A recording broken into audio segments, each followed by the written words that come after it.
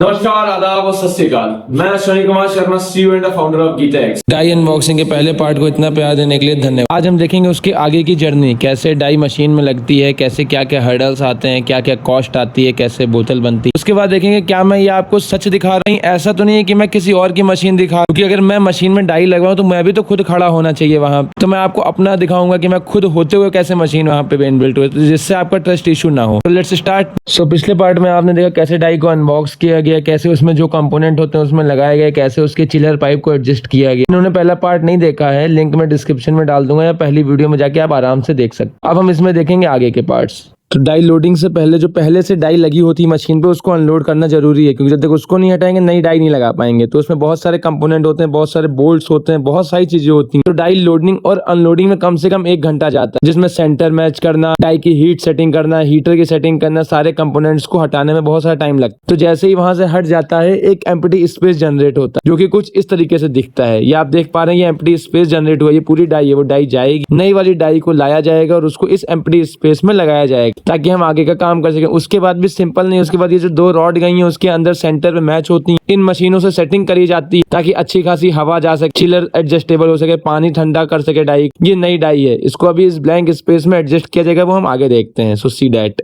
अब डाई के first part को उठा के एक साइड रखा जाएगा, जिसमें चिलर जो है, जो चिलर का पाइप है, वो हमेशा नीचे रहेगा, गारंटी। उसको कभी भी ऊपर नहीं रखने का अगर आप अपने डाई इंस्टॉल कर रहे हैं। इसको नीचे रखने के बाद उसके साइड में बोल्ट होते हैं, उन्हें बोल्ट टाइट किया जाता है। ये बोल्ट उसी मेजरमेंट से बने जाते हैं जिस हिसाब से आपकी पुरानी डाई होती है, जो की डायमेंशन आपको मैन्युफैक्चरर को देनी पड़ती है जब आप डाई बनवा रहे हो।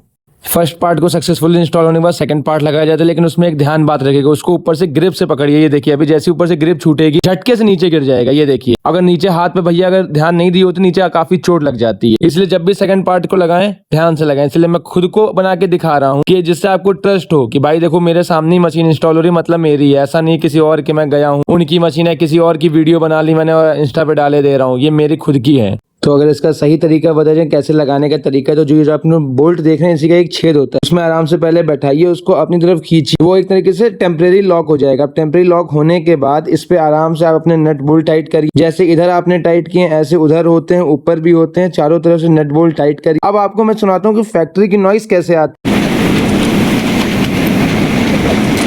तो इतनी नॉइज होती है फैक्ट्री में, कंप्रेसर, चिलर, डाई मशीनिंग, सब मशीनों का यूज करके इतनी तेज नॉइज होती है, वहां पे सिर दर्द होने लगे। अब इसमें थोड़े और भी माइनर चेंजेस होते हैं, जैसे कॉम्प्लिकेशन होते हैं, जैसे machine adjustment, heating adjustment, die का upper part adjustment, lower part adjustment, chiller, वो सब अलग पार्ट है, वो सब बहुत कॉम्प्लिकेशन हो जाएगा, बहुत डिटेल वीडियो हो जाएगी। अब नेक्स्ट पार्ट में हम देखेंगे कैसे प्रीफॉर्म को हम हीट करते हैं, इस कन्वेयर बेल्ट से गुजर कितने ग्राम का प्रीफॉर्म कितने हीटिंग पे गर्म होता है, क्या उसकी वैल्यू होती है। उसके बाद हम उसी में देखेंगे कैसी बोतल बन के आई, क्या 32 ग्राम में अच्छी बोतल बनी है, 24 ग्राम में अच्छी बोतल बनी है, 25 ग्राम में अच्छी बनी है, जैसी भी है कि डाई की वर्किंग कैसी हुई, डाई में कोई इशू तो नहीं आया है। वो सब हम नेक्स्ट पार्ट में देखेंगे। Thank you.